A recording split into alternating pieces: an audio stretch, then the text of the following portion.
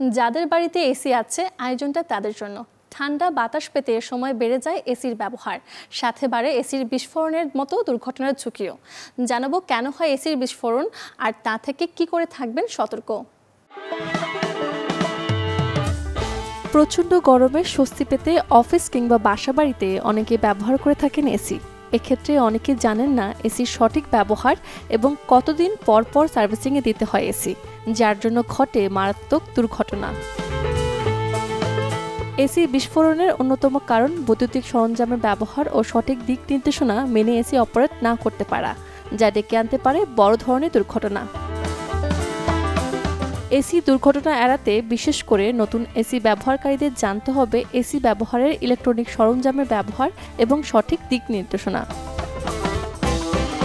বিশেষজ্ঞদের মতে রুমের লোড অনুপাতে অনেকে ব্যবহার করেন না এসি। এতে ঘর ঠান্ডা হতে এসি অনেকক্ষণ ধরে চলতে হয়, ফলে এসির উপর চাপ পড়ে, অতিরিক্ত গরম হয়ে যায় এসি। তাই রুমের আকার অনুযায়ী সঠিক ক্ষমতার এসি ব্যবহার করা, এছাড়া একটানা এসি ব্যবহার না করে মাঝে মধ্যে বিরতি দেয়া। অনেকেই পুরনো কিংবা নিম্নমানের এসির খোঁজ করেন, যা মোটেও সঠিক নয়। নিম্নমানের এসির ভেতরের ফ্যান, তার, বিদ্যুতের ব্যবস্থাগুলো বেশিরভাগ সময় কারিগরি ত্রুটি দেখা যায়, যা অনেক সময় সূত্রপাত হতে পারে এসি বিস্ফোরণের। তাই ভালো মানের কিংবা নির্ভরযোগ্য ব্র্যান্ডের এসি ব্যবহার করা। এসি দুর্ঘটনার আরেকটি বড় কারণ সঠিক রক্ষণাবেক্ষণের অভাব।